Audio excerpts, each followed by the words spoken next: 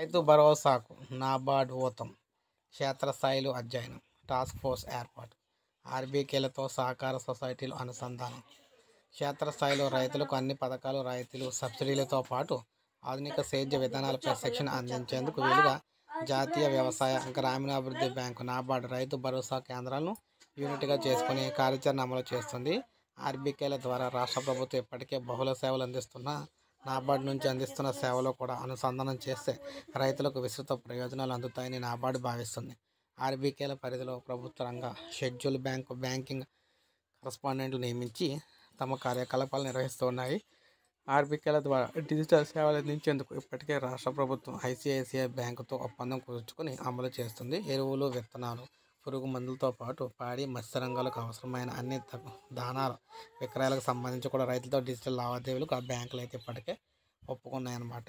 So ఈ విధంగా నాబార్డ్ మరిన్ని సేవలు అయితే తీసుకురాబోతుంది. రైతులకు భరోసా కల్పిస్తూ ఈ రైతు భరోసా కేంద్రాల్లో మరికొన్ని సేవలు అయితే తీసుకొచ్చేందుకు సిద్ధమవుతూ ఉందన్నమాట.